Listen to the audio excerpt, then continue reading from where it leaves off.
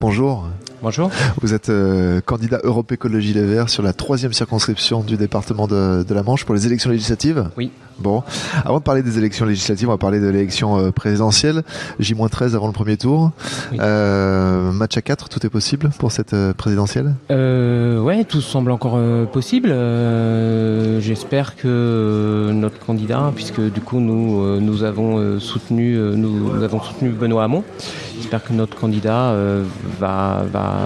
C'est mal parti. C'est mal parti là, Benoît Hamon. Il reste 2 semaines, hein, donc c'est vrai que les sondages sont pas forcément très bons. Maintenant, on a vu sur les dernières élections aux États-Unis ou l'élection sur la sortie de la Grande-Bretagne par rapport à l'Europe, que les sondages n'étaient pas forcément les bons. Donc voilà, on va voir la suite. Pour l'instant, Benoît Hamon est donné pas très loin des 10. C'est pas forcément positif, mais bon, voilà, nous avons choisi collectivement de le soutenir et nous continuerons jusqu'au bout. Est-ce que le bon candidat pour la gauche, ce ne serait pas Jean-Luc Mélenchon ? Finalement, il porte des valeurs écologistes aussi, Jean-Luc Mélenchon. On se réjouit en fait. On se réjouit finalement dans cette élection de voir que aussi bien pour Jean-Luc Mélenchon que Benoît Hamon, les idées que l'on porte soient reprises.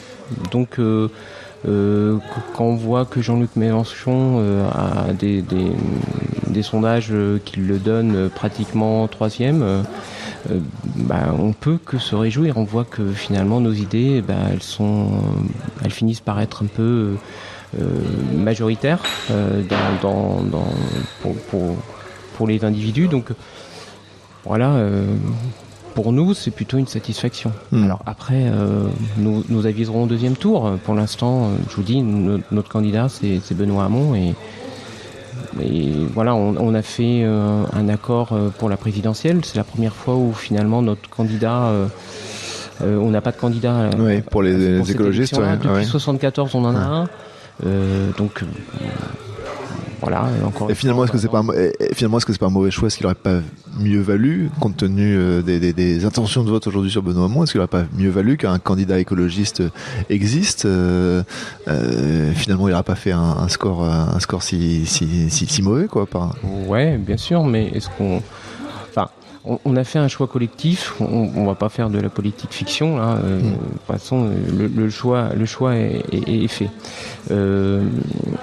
Nous, notre choix, c'était surtout, et c'est pour ça qu'on a fait un cadre avec Benoît Hamon, c'était surtout de faire trois candidats rassemblés.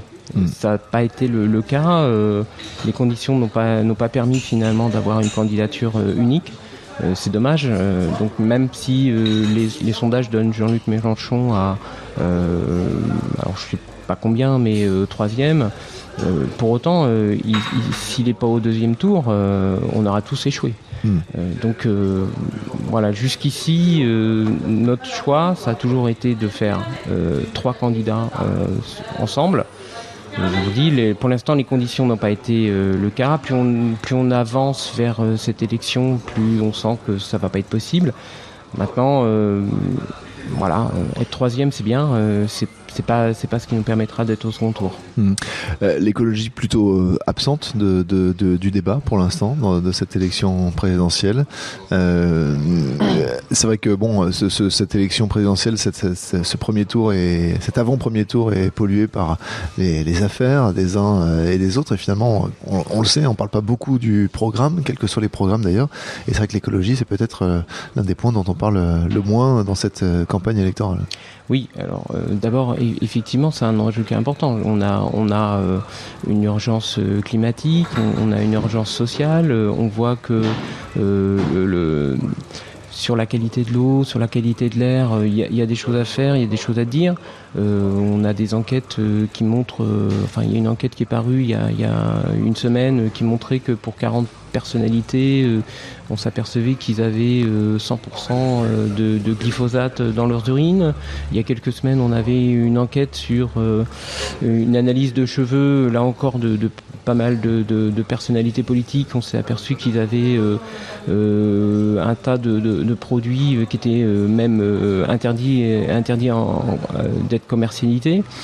Donc oui, il y a des choses importantes à dire et c'est dommage que ça ne paraisse pas dans les débats. Maintenant, je vous dis, si on s'est retiré de la candidature à la présidentielle, malgré qu'on ait nos 500 parrainages, c'est bien parce que des candidats reprenaient des idées qu'on nous porte.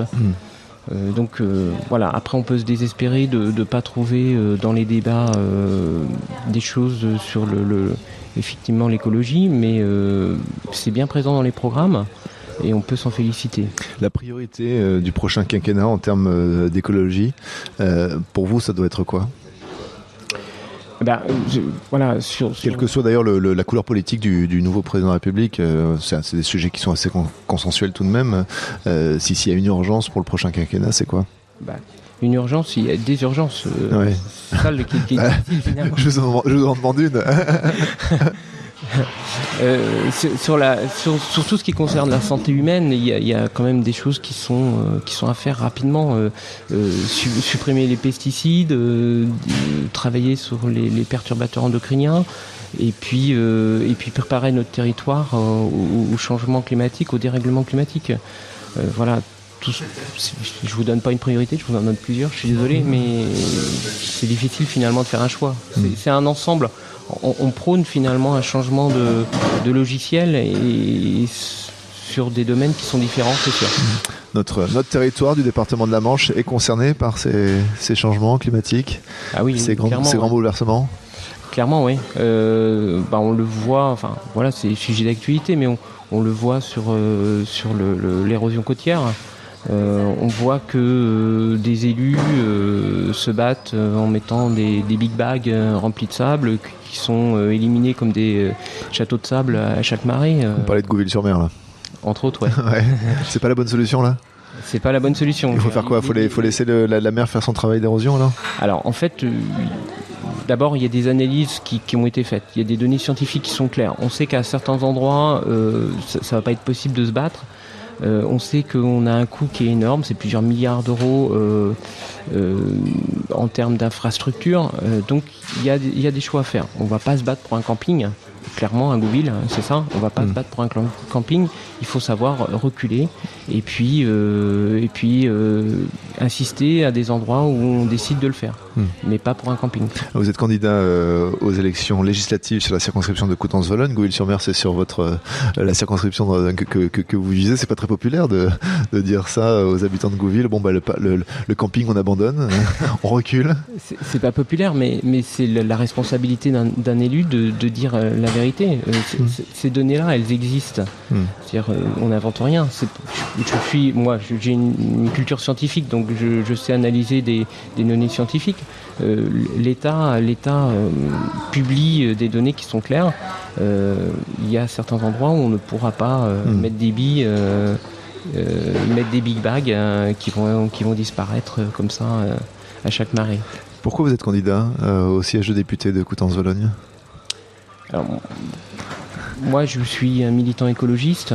Je vois dans mon quotidien d'élus, de militants. Parce que je rappelle que vous êtes aussi maire adjoint de Vaudreuil-Ménil. Voilà. Oui, je suis maire adjoint de Vaudreuil-Ménil. Je me présente du coup. Oui, allez-y. Je suis membre du bureau du Parc des Marais et puis suppléant communautaire sur la nouvelle communauté de Coutances.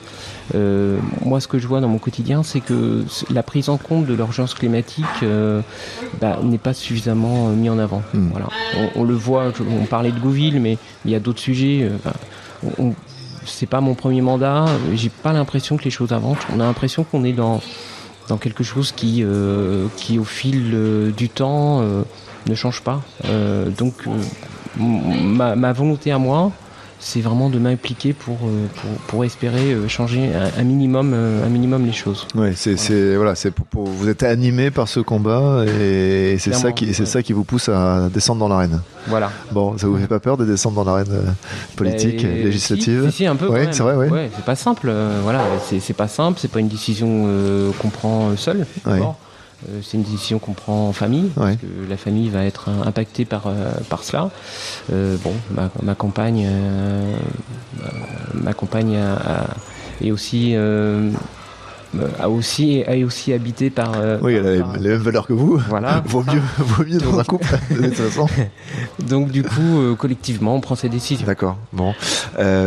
Face à vous, vous aurez Stéphane Travert, le député sortant, élu sur l'étiquette socialiste. Alors on ne sait pas sur quelle étiquette il se représente. Après, il est toujours au PS, mais bon, en même temps, il est macroniste.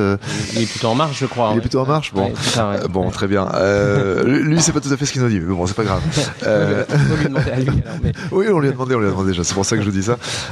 C'est pas le bon candidat pour maintenir la circonscription à gauche malgré tout, Stéphane Travers, sur une terre manchoise qui est plutôt à droite.